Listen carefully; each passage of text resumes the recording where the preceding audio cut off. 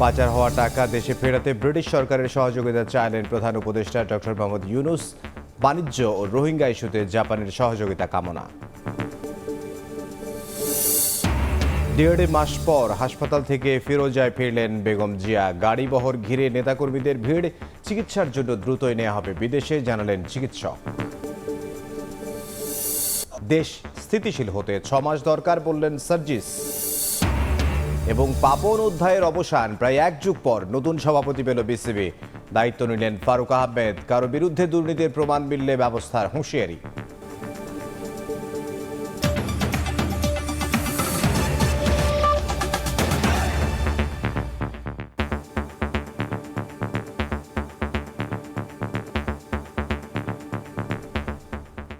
প্রবাসের সময় সঙ্গে আছে আমি ইমদাদুল হক। পাচার হওয়া টাকা দেশে ফেরাতে যুক্তরাজ্য সরকারের সহযোগিতা চেয়েছেন অন্তর্বর্তী সরকারের প্রধান উপদেষ্টা ডক্টর মোহাম্মদ ইউনূস।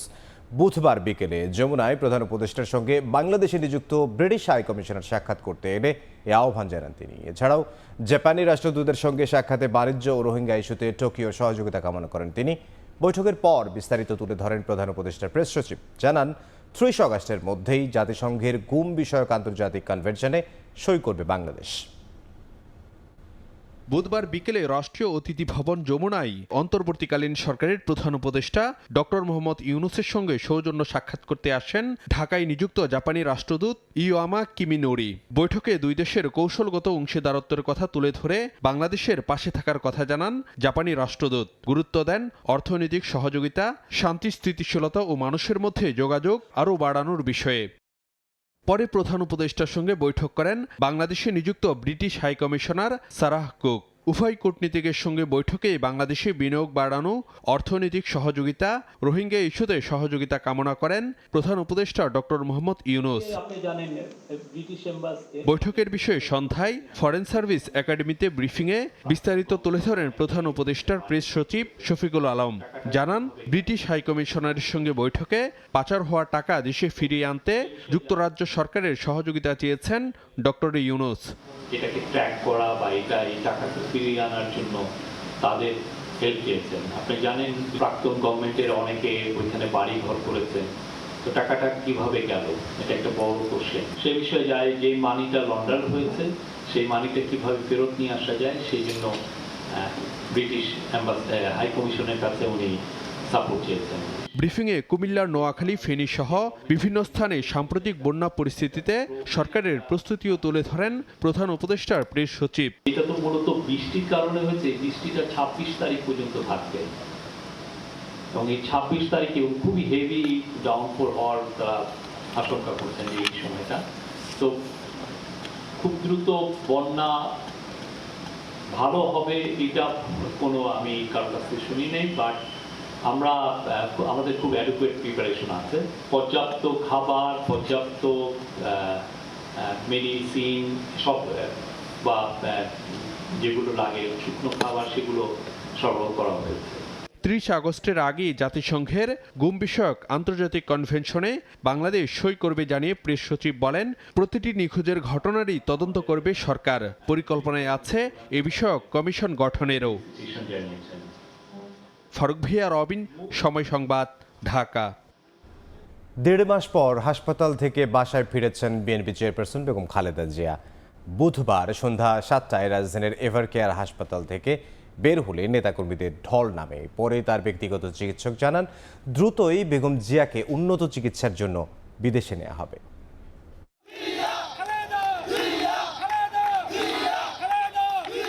ছাত্র জনতার অভ্যুত্থানে শেখ হাসিনা দেশ ছেড়ে পালানোর পর মুক্তি পান বিএনপি চেয়ারপারসন বেগম খালেদা জিয়া। 1.5 মাস পর হাসপাতাল থেকে ফিরছেন নিজ বাড়িতে। তাই নেতাকর্মীদের আনন্দ আর উচ্ছ্বাস বাঁধ ভাঙা।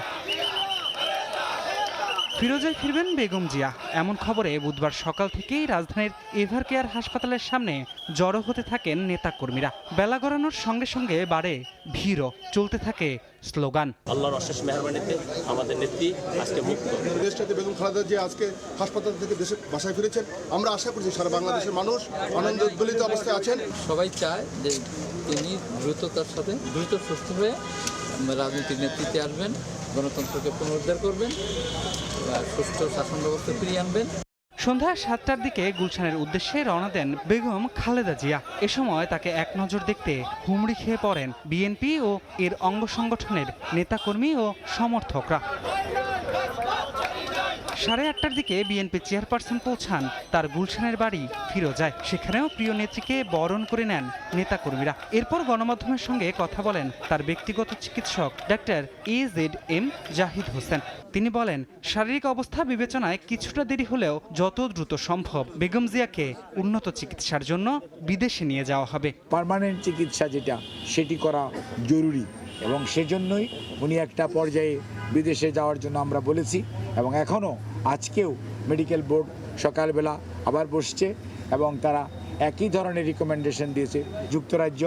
যুক্তরাষ্ট্র বা জার্মানির কথা আমরা বলেছি, সেখানে যেতে হলে বেশ লম্বা সময় ফ্লাই করতে হবে, সেই জন্য একটি শারীরিক সুস্থতার প্রয়োজন আছে। সেই জন্যই ওনার শারীরিক সুস্থতাকে এমন পর্যায়ে আনার চেষ্টা করা হচ্ছে যাতে উনি একটা লম্বা সময় সেইটা যাতে উনি ফ্লাই করতে পারে। এর আগে গত 8 জুলাই ভোররাত 4টার দিকে রাজধানীর বসুন্ধরা আবাসিক এলাকায় এভারকেয়ার হাসপাতালে ভর্তি করা হয় বিএনপি নেত্রীকে। আওয়ামী লীগ সরকারের সভাপতি শেখ হাসিনা গত 5ই আগস্ট ছাত্র জনতার গণ অভ্যুত্থানে ক্ষমতাচ্যুত হলে রাষ্ট্রপতির এক আদেশে বেগম জিয়াকে মুক্তি দেয়া হয়। এমনকি বেগম জিয়ার পাসপোর্টও তাকে ফিরিয়ে দেয়া হয়। 78 বছর বয়সী বেগম খালেদা জিয়া দীর্ঘদিন ধরে আর্থ্রাইটিস, লিভার সিরোসিস, কিডনি, উচ্চ রক্তচাপ ও ডায়াবেটিস সহ নানা রোগে ভুগছেন। ধ্রুব ব্যানার্জি, সময় সংবাদ, ঢাকা। প্রায় 10 বছর পর বিএনপির সঙ্গে আনুষ্ঠানিক বৈঠক করল চীন। বুধবার সকালে বিএনপি চেয়ারপারসনের গুলশান কার্যালয়ে দলটির নেতাদের সঙ্গে বৈঠক করেন ঢাকায় নিযুক্ত দেশটির রাষ্ট্রদূত ইয়াং ওয়েন। এ সময় তিনি জানান, বাংলাদেশের সঙ্গে সম্পর্ক আরও সুদৃঢ় করবে চীন। বৈঠক শেষে বিএনপি মহাসচিব বলেন, চীন আধিপত্য বিশ্বাস করে না, ভূ রাজনৈতিক পরিস্থিতিতে তারা বাংলাদেশের পাশে থাকবে। চীনের পতাকাবাহী গাড়ি ঢুকছে বিএনপি চেয়ারপারসনের গুলশান কার্যালয়ে। এসেছেন বাংলাদেশে নিযুক্ত চীনের রাষ্ট্রদূত। প্রায় 10 বছর পর আনুষ্ঠানিক বৈঠক করতে বিএনপি নেতাদের সঙ্গে বসেন চীনের রাষ্ট্রদূত ইয়াও ওয়েন। আওয়ামী লীগ সরকার ক্ষমতায় থাকতে চীনকে এককেন্দ্রিক সম্পর্ক উন্নয়নে অনেকটা বাধ্য করে ক্ষমতাচ্যুত শেখ হাসিনা। দীর্ঘদিন পর এই বৈঠক বিএনপির সঙ্গে। দলটির নেতাদের মধ্যে ছিলেন মহাসচিব মির্জা ফখরুল ইসলাম আলমগীর ও স্থায়ী কমিটির সদস্য ডক্টর খন্দকার মোশাররফ হোসেন সহ বেশ কয়েকজন। পরে গণমাধ্যমে কথা বলেন চীনের রাষ্ট্রদূত। তিনি বলেন, বাংলাদেশকে সব ধরনের সহায়তা করবেন তারা, তবে অভ্যন্তরীণ কোনো বিষয়ে হস্তক্ষেপ করবে না চীন।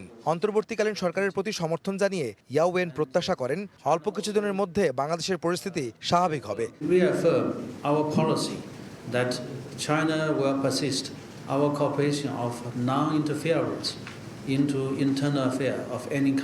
বিএনপি মহাসচিব মির্জা ফখরুল বলেন, দীর্ঘদিন পর চীনের রাষ্ট্রদূতকে পেয়ে আনন্দিত তার দল। চীনের সাথে সম্পর্ক আরো গভীর হবে জানিয়ে মির্জা ফখরুল বলেন, ওয়ান চীন পলিসিতে সমর্থন করে বিএনপি। ছাত্র জনতার যে বিপ্লবের পরে তাদের আমাদের কার্যালয়ে এই আশাটা, এটাকে আমরা অত্যন্ত গুরুত্বের সঙ্গে নিচ্ছি এবং আমরা যেটা মনে করি যে চীনের বাংলাদেশের জনগণের প্রতি তাদের যে কমিটমেন্ট, তাদের প্রতিশ্রুতি, তাদের ডেভেলপমেন্টের জন্য একই সঙ্গে তারা পরিষ্কার করে বলেছেন যে তারা আধিপত্যবাদে বিশ্বাস করেন না। আমরা ওয়ান চায়না পলিসিতে সবসময় বিশ্বাস করে এসেছি, সেটা আমরা ফার্দার থেকে আমরা আরো দৃঢ়তার সঙ্গে সেই ঘোষণা আমরা করতে চাই। বিএনপির সাথে চীনের কমিউনিস্ট পার্টির যে সম্পর্ক তা আরো ঘনিষ্ঠ হবে জানিয়ে বাংলাদেশের উন্নয়নের জন্য চীনের বিনিয়োগ আরো বাড়বে বলেও আশা প্রকাশ করেন বিএনপি মহাসচিব। আহমেদ সালেহীন, সময় সংবাদ, ঢাকা। সাম্প্রদায়িক সম্প্রীতির দেশে অন্য ধর্মাবলম্বীদের উপর হামলা হলে কঠোর শাস্তির হুঁশিয়ারি দিয়েছেন অন্তর্বর্তী সরকারের ধর্ম বিষয়ক উপদেষ্টা ডক্টর আ.ফ.ম. খালিদ হোসেন। অন্যদিকে দেশের সব খাতে স্থিতিশীলতা ফেরাতে অন্তত 6 মাস দরকার বলে মন্তব্য করেছেন বৈষম্য বিরোধী ছাত্র আন্দোলনের অন্যতম সমন্বয়ক সার্জিস আলম। বুধবার সকালে ছাত্র জনতা আন্দোলনে আহত ও গুলিবিদ্ধ শিক্ষার্থীদের চট্টগ্রাম মেডিকেলে দেখতে যান ধর্ম উপদেষ্টা ও সমন্বয়কদের প্রতিনিধি দল। এ সময় চিকিৎসা সেবা আরও এগিয়ে নিতে সংশ্লিষ্টদের সঙ্গে কথা বলেন তারা। পরে আহত শিক্ষার্থীদের সান্ত্বনা দেন এবং চিকিৎসার যাবতীয় খরচ সরকারিভাবে বহনের ঘোষণা দেন। এ সময় বৈষম্য বিরোধী আন্দোলনের কেন্দ্রীয় সমন্বয়ক সার্জিস আলম, হাসনাত আবদুল্লাহ উপস্থিত ছিলেন।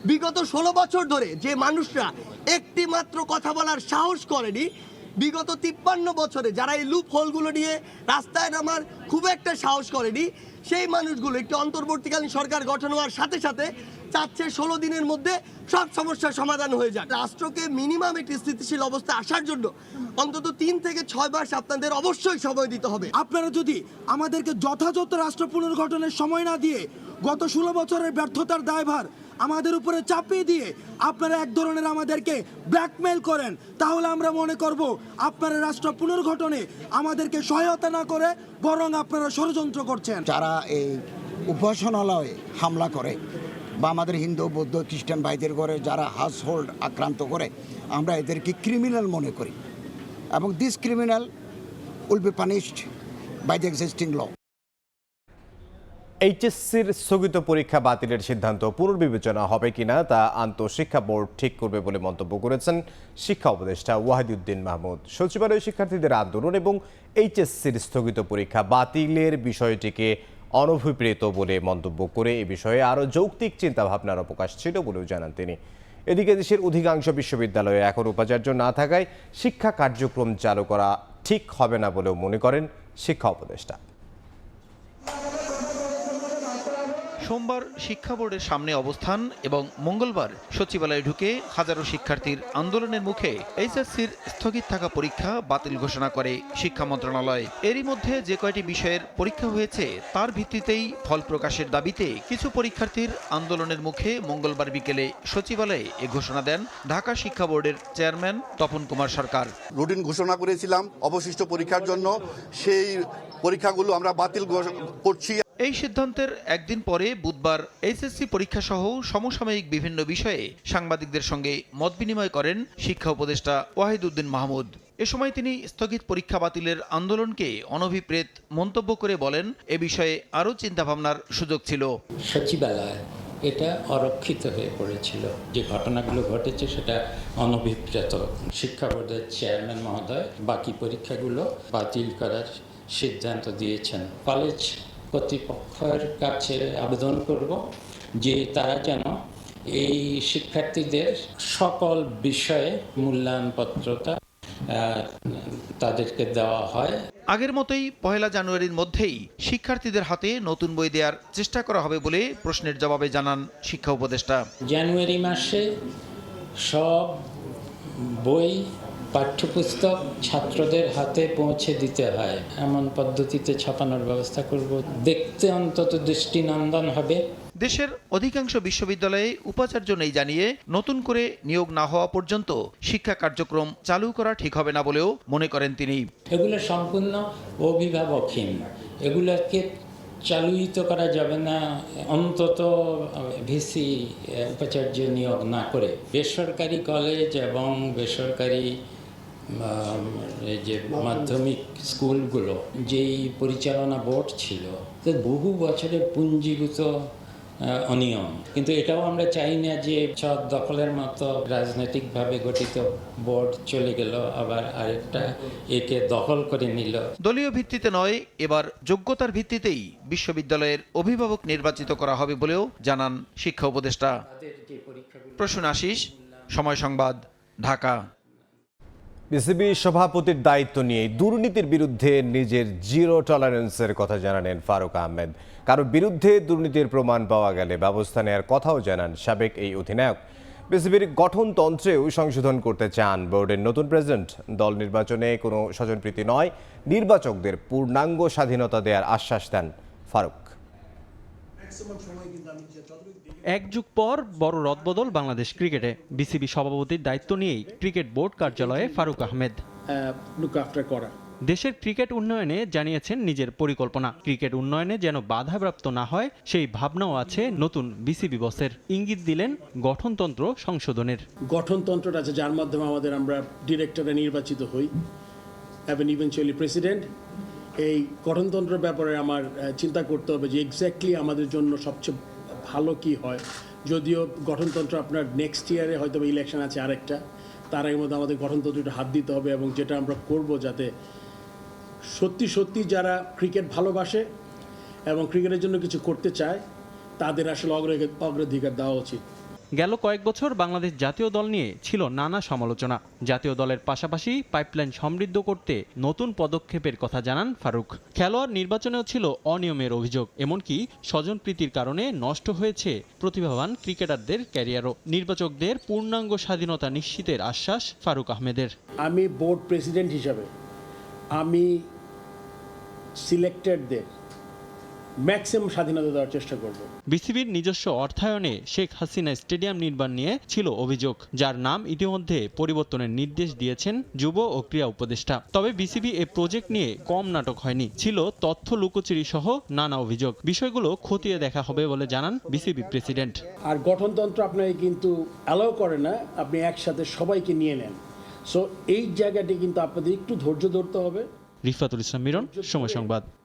ভোজ্য তেল, চিনি, আলুর দাম বেঁধে দিয়ে 1 সপ্তাহের আলটিমেটাম দিয়েছেন শিক্ষার্থীরা। তাদের দাবি, শেখ হাসিনা সরকারের আমলে সিন্ডিকেট গড়ে তুলে বাজারে বাড়ানো হয়েছে নিত্যপণ্যের দাম। বুধবার দুপুরে রাজধানীর ইস্কাটনে বাংলাদেশের প্রতিযোগিতা কমিশনের সভাকক্ষে সরকারি বিভিন্ন দফতরের কর্মকর্তাদের সঙ্গে বৈঠকে এই অভিযোগ করেন শিক্ষার্থীরা। জনবলের অভাবেই বাজার সিন্ডিকেট ভাঙা যাচ্ছে না বলে জানায় প্রতিযোগিতা কমিশন।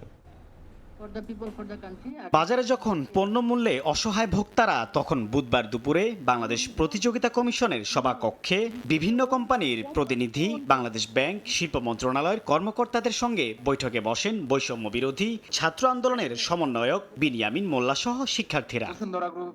এ সময় এনবিআর, বাংলাদেশ ব্যাংকের কর্মকর্তাদের বিরুদ্ধে অবৈধভাবে ব্যবসায়ীদের সুযোগ দেওয়ার অভিযোগ তোলেন শিক্ষার্থীরা। টাকা ছাপিয়ে সরকারকে প্রায় 41,000 কোটি টাকা ঋণ দেওয়ার অভিযোগ তোলা হয় বাংলাদেশ ব্যাংকের কর্মকর্তাদের বিরুদ্ধে। তাদের একটা দৃষ্টান্তমূলক শাস্তি হওয়া প্রয়োজন, কিন্তু আপনার প্রতিষ্ঠান এই শাস্তির লক্ষ্যে কোনো কাজ করেছে কি? উপর মহলের চাপে তারা সঠিক সিদ্ধান্ত দিতে পারেনি। তারা কিন্তু সাথে সাথে রাস্তায় বলতে বাংলাদেশ ব্যাংক প্রাঙ্গণে নেমে গিয়েছিল। ঊর্ধ্বতন কর্মকর্তাদের অফিস রুমে গিয়ে তাদেরকে বলতে চেয়েছে যে আপনারা পদত্যাগ করুন। একই সঙ্গে উঠে আসে সিন্ডিকেট করে বাজারে পণ্যের দাম বাড়ানোর নানা অভিযোগ। ভোগ্যপণ্যের বাজারে স্বস্তি ফেরাতে দ্রুত সিন্ডিকেট ভাঙার হুঁশিয়ারি দেন শিক্ষার্থীরা। এই বাংলাদেশ রাষ্ট্র ব্যবস্থাটাকে, যে ব্যবসায়ী প্রতিষ্ঠানগুলোর এতদিন জিম্মি করে রেখেছিল, আমরা চাই যে তারা জনবান্ধব হয়ে কাজ করুক, জনগণের জন্য কাজ করুক। আমরা কোনো অ্যাসোসিয়েশনের মেম্বার না, আমরা ওই অ্যাসোসিয়েশনের যেহেতু আমরা মেম্বার না, সেহেতু বাণিজ্য মন্ত্রণালয় থেকে যখন প্রাইসিং ডিক্লেয়ার করবে তখন আমরা সেই প্রাইসটা জানতে পারি এবং সেটা অনুযায়ী আমরা কার্যকলাপ চালাতে পারি। আমরা ডলারটা কিনছি হলো আপনার কত দাম দিয়ে, 100 কোটি টাকা, এটা একটা ব্যাপার আছে। 2 নম্বর হলো পার কেজি চিনিতে ইন্ডিয়া ট্যাক্স দেয় হলো 3 টাকা 72 পয়সা, আর আমি ট্যাক্স দিই 42 টাকা। এ সময় পণ্যের দাম নির্ধারণের ক্ষেত্রে বহুমুখী বাজার বাস্তবতা তুলে ধরেন ব্যবসায়ীরা। এপিসি এর সভাপতি ছিলেন, ভাইস প্রেসিডেন্ট ছিলেন, যারা নমিনেটেড বাই সেই গভর্নমেন্ট বা সরকার, সেই বাণিজ্য মন্ত্রণালয়ের মাধ্যমে তাদেরকে দেওয়া হতো। তারা ব্যবসায়ীদের জন্য যেই লিগ্যাল কথা সেটা না বলে ম্যাক্সিমাম টাওয়ারলি সরকারের পক্ষে কথা বলছে। বাজার নিয়ন্ত্রণে বাংলাদেশ প্রতিযোগিতা কমিশনের কর্মকাণ্ড নিয়ে প্রশ্ন তোলা হলে সংস্থাটির চেয়ারপারসন বলেন, কর্মকর্তা ও সক্ষমতার অভাবে সিন্ডিকেট দমনে হিমশিম খেতে হচ্ছে তাদের। আমার সক্ষমতার অভাব আছে, এটা আমি 14 তারিখে ওনাদেরকে বলেছি, তাদের হেল্প চেয়েছি to increase my man power. আমার এটা দরকার। বাজারে অসঙ্গতি দূর করতে ভোক্তার সচেতনতা আর সবার সমন্বিত উদ্যোগের কোনো বিকল্প নেই বলে মতামত দেন আলোচকরা। সাইফুল ইসলাম, সময় সংবাদ, ঢাকা। অবশেষে ভেঙে দেওয়া হচ্ছে ইসলামী ব্যাংকের পরিচালনা পর্ষদ। বুধবার এ তথ্য জানিয়েছেন বাংলাদেশ ব্যাংকের গভর্নর আহসান এইচ মনসুর। ইসলামী ব্যাংকের জন্য নতুন পরিচালনা পর্ষদ গঠন করা হবে বলেও জানান গভর্নর।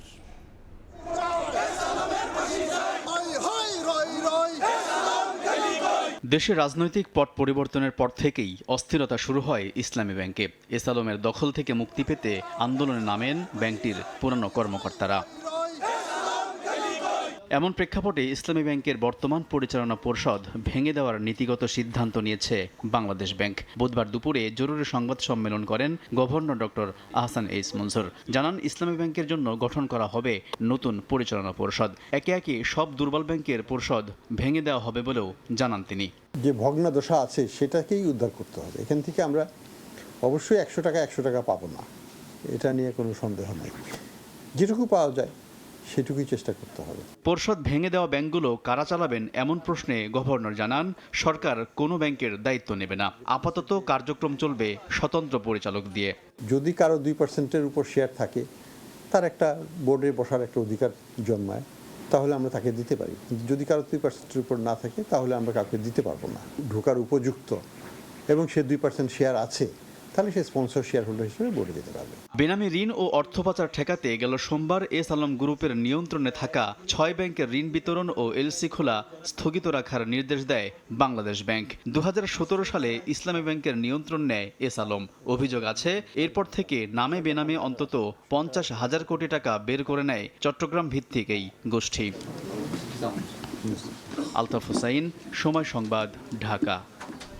ভারতের সঙ্গে বন্ধুত্বপূর্ণ সম্পর্ক টিকিয়ে রেখে তিস্তা সহ অভিন্ন নদীর বিষয়ে ভারতের সঙ্গে আলোচনা করবে অন্তর্বর্তীকালীন সরকার। বুধবার সচিবালয়ে সংবাদ সম্মেলনে এ মন্তব্য করেন পরিবেশ ও পানি বিষয়ক উপদেষ্টা সৈয়দা রিজওয়ানা হাসান। তিনি আরও বলেন, নতুন করে কোনো ইট ভাটার লাইসেন্স দেয়া হবে না এবং অবৈধ ইট ভাটা বন্ধ করে দেয়া হবে। এক্ষেত্রে কোনো সহানুভূতি দেখানো হবে না। বায়ু দূষণের ব্যবস্থা নেই, ওই জায়গাটা আমরা সিজ করার চেষ্টা করবো, যে কনস্ট্রাকশন হবে কিন্তু বায়ু দূষণ করে কনস্ট্রাকশন হতে পারবে না, হ্যাঁ, এবং খুব স্বল্প ব্যয়ই এটা করে ফেলা সম্ভব।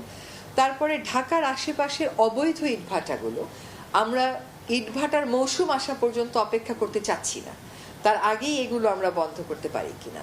আরেকটা হচ্ছে যে গাড়ি ঘোড়ার থেকে ধরেন ট্রাক বালু নিয়ে ঢুকে যায়, আপনার সিমেন্ট নিয়ে ঢুকে যায়, পাথর নিয়ে ঢুকে যায়, ওদের পাটাতন থেকে বালু এগুলো লিক করে, যেগুলো সড়কে পড়ে, ওদের উপরে কোনো তারপল থাকে না। এই নিয়ন্ত্রণগুলো আমরা আরোপের কথা বলছি। ছাত্র আন্দোলনে গুলি ও হামলার অভিযোগে এবার সিলেটে সাবেক প্রধানমন্ত্রী শেখ হাসিনা, তার বোন শেখ রেহানা ও আওয়ামী লীগ সাধারণ সম্পাদক ওবায়দুল কাদের সহ 87 জনের বিরুদ্ধে মামলা হয়েছে। এদিকে নারায়ণগঞ্জের রূপগঞ্জ ফতুল্লা থানায় সাবেক প্রধানমন্ত্রী শেখ হাসিনা ও শামীম ওসমানের বিরুদ্ধে আরও 2টি মামলা হয়েছে। বুধবার দুপুরে দ্রুত সিলেটের বিচার আদালতে মামলা করেন জেলা ছাত্রদলের ভারপ্রাপ্ত সভাপতি জুবের আহমদ। অভিযোগ করা হয়, গত 4 আগস্ট বন্দর বাজার এলাকায় ছাত্র জনতার আন্দোলনের সময় পুলিশ, আওয়ামী লীগ, তার অঙ্গ সহযোগী সংগঠনের নেতাকর্মীরা গুলি ও হামলা করে। মামলায় নির্দেশদাতা হিসেবে শেখ হাসিনা, শেখ রেহানা, ওবায়দুল কাদেরকে আসামি করা হয়। এছাড়া 500 থেকে 600 জনকে অজ্ঞাত আসামি করা হয়েছে।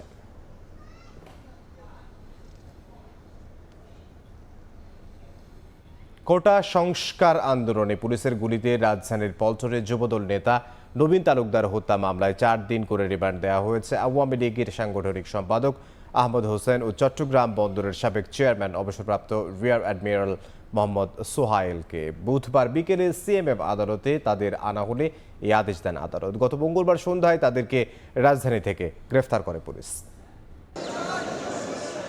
মামলার আসামি হিসেবে বুধবার দুপুরে সিএমএম আদালতে তোলা হয় আওয়ামী লীগের সাংগঠনিক সম্পাদক আহমদ হোসেন ও চট্টগ্রাম বন্দরের সাবেক চেয়ারম্যান রিয়ার অ্যাডমিরাল অবসরপ্রাপ্ত মোহাম্মদ সোহাইলকে। শুনানি শেষে দুজনের 4 দিন করে রিমান্ড দেন আদালত।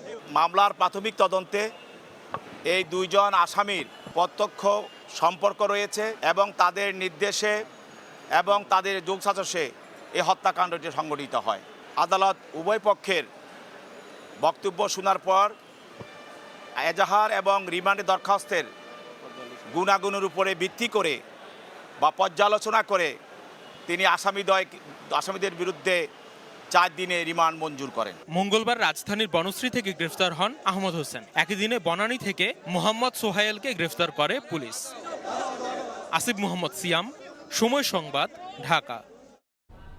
1187 জনের চাকরি রাজস্ব খাতে স্থানান্তরের দাবি জানিয়েছেন সেকেন্ডারি এডুকেশন ডেভেলপমেন্ট প্রজেক্ট সেপিপ এর কর্মকর্তা কর্মচারীরা। দাবি আদায়ে বুধবার রাতে শিক্ষা ভবনের যুগ্ম প্রোগ্রাম পরিচালক শামসুন নাহারকে অবরুদ্ধ করে রাখেন। তারা জানান, দীর্ঘদিন ধরে আন্দোলন করলেও তাদের দাবিগুলো আশ্বাসের মধ্যে সীমাবদ্ধ রাখা হয়েছে। 1187 পদ জনবল সহ রাজস্ব খাতে নেওয়ার জন্য নীতিগত সিদ্ধান্ত তারা নিয়েছে, তারা অনুমতি দিয়েছে, বাট এরা সেই কাজ না করে আবারও বারবার কোন অদৃশ্য কারণে তারা এই পদগুলো রাজস্ব খাতে না নিয়ে তারা আবার স্টেশনে প্রস্তাব দেয়। আরও জটিলতা তৈরি করে এখন ওনারা ওনাদের সব কিছু মানে অস্বীকার করে একটা মিথ্যার আশ্রয় নিয়ে ওনারা আবারও এইটা এক্সটেনশন করার জন্য মন্ত্রণালয়ে ওনারা তবদিল করতেছে। আমরা একসঙ্গে চাই না, আমাদের একটা দাবি, আমাদের আদর্শকরণ। যুক্তরাষ্ট্রের আসন্ন প্রেসিডেন্ট নির্বাচনে ক্যামালা হ্যারিসকে ভোট দিয়ে নতুন অধ্যায় শুরুর আহ্বান জানালেন সাবেক প্রেসিডেন্ট বারাক ওবামা। ডোনাল্ড ট্রাম্পের কড়া সমালোচনাও করেন তিনি। গত মঙ্গলবার শিকাগোতে ডেমোক্রেটিক পার্টির জাতীয় সম্মেলনের দ্বিতীয় দিনে দলের প্রতিনিধিরা প্রেসিডেন্ট প্রার্থী হিসেবে ক্যামালার পক্ষে ভোট দেন। এদিন রানিং মেট টিম ওলুসকে সঙ্গে নিয়ে দোদুল্যমান অঙ্গরাজ্য উইসকনসিনে নির্বাচনী সমাবেশে যোগ দেন ক্যামালা হ্যারিস। যুক্তরাষ্ট্র থেকে সে খবর জানাচ্ছেন হাসানুজ্জামান সাকি। ডেমোক্রেটিক দলের জাতীয় সম্মেলনের দ্বিতীয় দিনে মঞ্চে হাজির মার্কিন ইতিহাসের জনপ্রিয়তম প্রেসিডেন্ট হিসেবে খ্যাত বারাক ওবামা। যুক্তরাষ্ট্রে প্রথম কৃষ্ণাঙ্গ এই সাবেক প্রেসিডেন্ট কামালা হ্যারিসের পক্ষে মার্কিন জনগণকে উদ্বুদ্ধ করলেন। বললেন, শক্তিশালী যুক্তরাষ্ট্র গঠনে কামালার বিকল্প নেই। এ সময় তিনি রিপাবলিকান প্রেসিডেন্ট প্রার্থী সাবেক প্রেসিডেন্ট ডোনাল্ড ট্রাম্পের কড়া সমালোচনা করেন। এদিন সাবেক ফার্স্ট লেডি মিশেল ওবামা মার্কিন কংগ্রেসের উচ্চকক্ষ সেনেটে সংখ্যাগরিষ্ঠ দলের নেতা ক্ষমতাসীন ডেমোক্রেটিক পার্টির চাক শুমার, সেনেটর বার্নি স্যান্ডার্স ও ভাইস প্রেসিডেন্ট কামালা হ্যারিসের স্বামী সেকেন্ড জেন্টলম্যান ডগলাস এমহফ বক্তব্য রাখেন। তাদের সবার কণ্ঠেই ছিল ঐক্যবদ্ধ শক্তিশালী যুক্তরাষ্ট্র গড়ার প্রত্যয়। এর আগে দিনভর প্রেসিডেন্ট ও ভাইস প্রেসিডেন্ট প্রার্থী হিসেবে কামালা ও টিম ওলসকে মনোনয়ন দিয়ে ডেমোক্রেট প্রতিনিধিরা ভোট দেন। ডেমোক্রেটিক পার্টির মোট 4,695টি ডেলিগেট ভোটের মধ্যে প্রার্থিতা নিশ্চিতে দরকার ছিল 2,350টি ভোট। কামালা হ্যারিস প্রায় সবকটি ভোটেই নিজের আয়ত্তে নিতে সক্ষম হন। বৃহস্পতিবার ডেমোক্রেটদের 4 দিনব্যাপী সম্মেলনের শেষ দিনে কামালা হ্যারিসের হাতে তুলে দেওয়া হবে আনুষ্ঠানিক মনোনয়নপত্র। হাসানুজ্জামান সাকি, সময় সংবাদ, যুক্তরাষ্ট্র। যুক্তরাষ্ট্রের লাস ভেগাসে বিশ্বের অন্যতম বৃহৎ ওয়ার্ল্ড অ্যাপারেল বাণিজ্য মেলার দ্বিতীয় দিনে বিদেশি ক্রেতাদের ব্যাপক সাড়া পেয়েছেন বাংলাদেশি ব্যবসায়ীরা। পণ্য ডেলিভারিতে গ্রাহকদের দীর্ঘসূত্রতা দূর হলে অর্ডার আরও বাড়বে বলে মনে করছেন তারা। 3 দিনব্যাপী এ মেলা শেষ হবে স্থানীয় সময় বুধবার। যুক্তরাষ্ট্রের লাস ভেগাস থেকে লস্কর আল মামুনের রিপোর্ট। বিশ্বের অন্যতম বৃহৎ এই বাণিজ্য মেলার দ্বিতীয় দিন ছিল বেশ উৎসব মুখর। আয়োজক সূত্রে জানা যায় প্রায় 25,000 দর্শনার্থী অংশ নেন এই সোর্সিং অ্যাট ম্যাজিকে।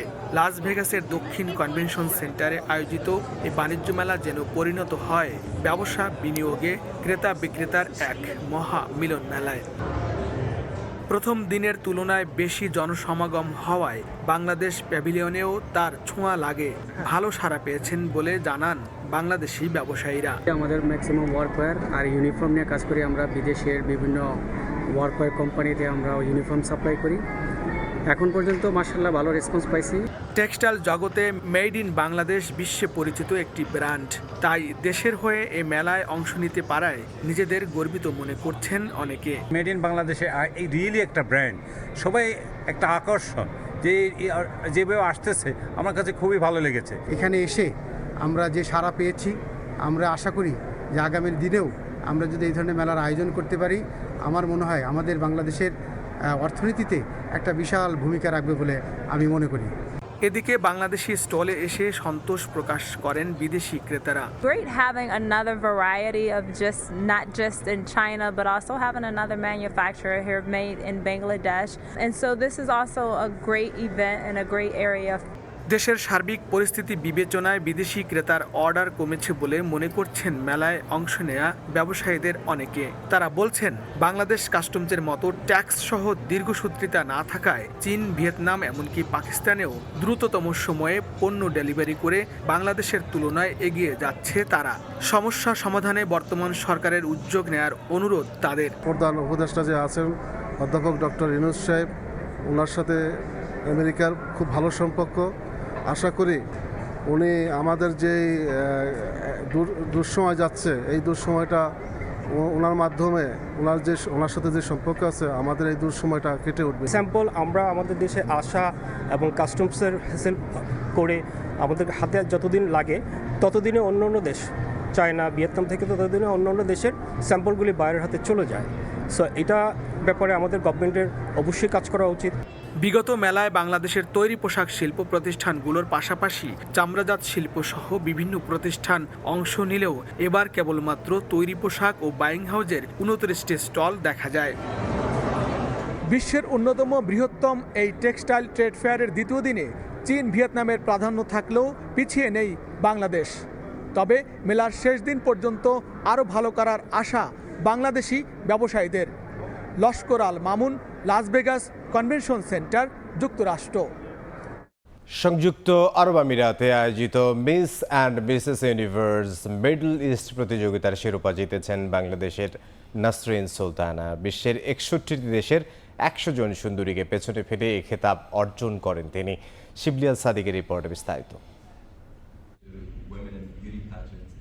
সংযুক্ত আরব আমিরাতে আয়োজিত Miss and Mrs Universe Middle east সুন্দরী প্রতিযোগিতায় সেরাদের মুকুট জিতেছেন বাংলাদেশি নাসরিন সুলতানা কুইন। সম্প্রতি দেশটির রাস আল খাইমায় সমুদ্র সৈকতে জমকালো আয়োজনের মধ্য দিয়ে বিশ্বের 61টি দেশের 100 জন সুন্দরীকে পেছনে ফেলে বিজয়ীর মুকুট ছিনিয়ে নেন তিনি। অনলাইন ভোটিং পদ্ধতিতে এই প্রতিযোগিতায় 59,000 ভোট পান নাসরিন। প্রতিযোগিতায় দ্বিতীয় এবং তৃতীয় রানার আপের ভোটের ব্যবধান ছিল প্রায় 30,000। প্রথম রানার আপ নির্বাচিত হয়েছেন কানাডার পাওয়ানদীপ ভাতরা ও পাকিস্তানের রোদ দাউদ। সেরা সুন্দরীর মুকুট জয়ের পর ফিরোজপুরের মেয়ে নাসরিন সুলতানা কুইন জানান, আগামীতে সুবিধাবঞ্চিত শিশু ও প্রাণী সেবায় নিজেকে সম্পৃক্ত রাখতে চান তিনি। যারা ছিল বিউটি কন্টেস্ট্যান্ট সবাই খুবই এক্সিলেন্ট ছিল। আমি চাই যে ওয়ার্ল্ডের প্রতিটা জায়গায় প্রতিটা দেশে একটা করে হাসপাতাল হোক, যেখানে অ্যানিমালরা সিক হলে ও পশু পাখিদের বিনা টাকায় চিকিৎসা দেওয়া যাবে। গেল 6 মাস গ্রুমিং এর মাধ্যমে নিজেদের প্রস্তুত করেন অংশগ্রহণকারী 100 জন প্রতিযোগী। দেয়া হয় শুদ্ধ উচ্চারণ, সুন্দর বাচনভঙ্গি, সাবলীল উপস্থাপনা, সামাজিক কার্যক্রম, ইংরেজিতে দক্ষতা সহ নানা ধরনের প্রশিক্ষণ। প্রথমবারের মতো অনুষ্ঠিত এই miss and Mrs middle East প্রতিযোগিতার আয়োজক রাশিয়া ভিত্তিক কোম্পানি DLK গ্রুপ। শিবলিয়াল সাদিক, সময় সংবাদ, সংযুক্ত আরব আমিরাত। নিরাপত্তা ইস্যুতে বাংলাদেশে আসতে রাজি নয় ভুটান জাতীয় ফুটবল দল, তাই অ্যাওয়ে ম্যাচ খেলতে ভুটান যাবে লাল সবুজ। ফিফা ফ্রেন্ডলি ম্যাচ দুটি অনুষ্ঠিত হবে আগামী 5 ও 8 সেপ্টেম্বর। এছাড়া শেখ রাসেলের পর ঘরোয়া ফুটবল লিগ থেকে নাম সরিয়ে নিয়েছে শেখ জামাল ধানমন্ডি ক্লাব। এদিকে শারীরিকভাবে অসুস্থ হলেও আসন্ন বাফুফে নির্বাচনের জন্য প্রস্তুতি নিচ্ছেন কাজী সালাউদ্দিন। কথা ছিল হোম ম্যাচ হওয়ার, তবে বর্তমান পরিস্থিতি বিবেচনায় বাংলাদেশে আসতে রাজি নয় ভুটান, তাই বাধ্য হয়ে বিকল্প পথে হাঁটতে হলো বাফুফেকে। এএফসি এশিয়ান কাপের বাছাইয়ে ভালো অবস্থান সঙ্গে র্যাঙ্কিংয়ে এগিয়ে যাওয়ার জন্য ঘরের মাঠে সেপ্টেম্বরে ভুটানের বিপক্ষে ফিফা প্রীতি ম্যাচ খেলতে চেয়েছিল বাংলাদেশ জাতীয় ফুটবল দল। প্রথমে সম্মতি মিলেছিল ভুটান থেকে, তবে নিরাপত্তা ইস্যু নিয়েই বাধে বিপত্তি। ভুটান ফুটবল ফেডারেশনের তাদের পারমিশন, বাংলাদেশে আসা, নিরাপত্তা সব কিছু চিন্তা করে আসলে তারা অফার করেছে যে এটা ভুটানে হলে তাদের জন্য ভালো হয়। আগামী সেপ্টেম্বর ফিফা উইন্ডোতে 5 এবং 8 তারিখ আমরা ভুটানের সাথে ভুটানে গিয়ে দুটি ম্যাচ খেলব। জাতীয় দলের খেলা চূড়ান্ত হলেও অনিশ্চিত দেশের ঘরোয়া ফুটবল। শেখ রাসেলের পর এবার এ মৌসুমে সব ধরনের ফুটবল থেকে নাম প্রত্যাহার করে নিয়েছে শেখ জামাল ধানমন্ডি ক্লাব, তাই বিশেষ বিবেচনায় বিপিএলে যুক্ত করা হয়েছে আরেক ক্লাবকে। লেফটেন্যান্ট শেখ জামাল ধানমন্ডি ক্লাব থেকে আমরা জানতে পেরেছি তারা এই সিজনে অংশগ্রহণ করছে না। গভর্নমেন্ট থেকে যে সহযোগিতা, আমাদের সহযোগিতা সবগুলোই বাড়িয়ে দিয়েছিলাম। ক্লাবটা স্পন্সর জোগাড় করতে পারেনি। আমাদের FIB কমিটি প্লাস হচ্ছে এশিয়ান ফুটবল কনফেডারেশন যারা ক্লাব লাইসেন্সিং প্রদান করে, আমরা রিকোয়েস্ট করে ব্রাদার্স ইউনিয়নকে এই সিজনে অংশগ্রহণ করার জন্য সুযোগ করে দিয়েছি। এদিকে ঘনিয়ে আসছে বাফুফের নির্বাচন। চারদিক থেকে কাজী সালাউদ্দিনের পদত্যাগের দাবি আসলেও উল্টো আসন্ন নির্বাচনে প্রতিদ্বন্দ্বিতা করার কথা জানিয়েছেন দীর্ঘদিন দেশের ফুটবলের চেয়ার আঁকড়ে থাকা সাবেক এই ফুটবলার। শারীরিকভাবে অসুস্থ থাকলেও নির্বাচনের জন্য ঠিকই প্রস্তুত সালাউদ্দিন। মাহফুজা আক্তার কিরণও অংশ নেবেন নির্বাচনে। শারীরিক খবর নিলাম, আপনারা নিশ্চয়ই জানেন একটা ওনার মেজর অপারেশন হয়ে গেছে 2-3 মাস আগে। উনি ম্যাক্সিমাম সময় একটু বেড রেস্টে থাকার চেষ্টা করেন। নির্বাচন করার জন্য হ্যাঁ, তো তার ফিজিক্যাল ফিটনেস আছে, সে একজন স্বাভাবিক মানুষ, স্বাভাবিকভাবেই তো সব কিছু পরিচালনা করতেছে। জাকির ভাইয়ের সাথে কথা হয়েছে, আমাদের বিএফএফ এর এক্সিকিউটিভ উনি বলেছে হ্যাঁ আমি নির্বাচন করব। শাহিন ভাইয়ের সাথে সে নির্বাচন করবে, হিলটন ভাই নির্বাচন করবে, বাবু ভাই নির্বাচন করবে, এরা তো সবাই মোটামুটি নির্বাচন করবে। আগামী 26 অক্টোবর হওয়ার কথা রয়েছে বাংলাদেশ ফুটবল ফেডারেশনের নির্বাচন। তামিম হোসেন, সময় সংবাদ, ঢাকা। এ পর্যায়ে শীর্ষ সংবাদগুলো জানিয়ে দিচ্ছি আরও একবার। পাচার হওয়া টাকা দেশে ফেরাতে ব্রিটিশ সরকারের সহযোগিতা চাইলেন প্রধান উপদেষ্টা ডক্টর মোহাম্মদ ইউনূস। বাণিজ্য ও রোহিঙ্গা ইস্যুতে জাপানের সহযোগিতা কামনা। এবং 1.5 মাস পর হাসপাতাল থেকে ফিরোজায় ফিরলেন বেগম জিয়া। গাড়িবহর ঘিরে নেতাকর্মীদের ভিড়। চিকিৎসার জন্য দ্রুতই নেওয়া হবে বিদেশে, জানালেন চিকিৎসক।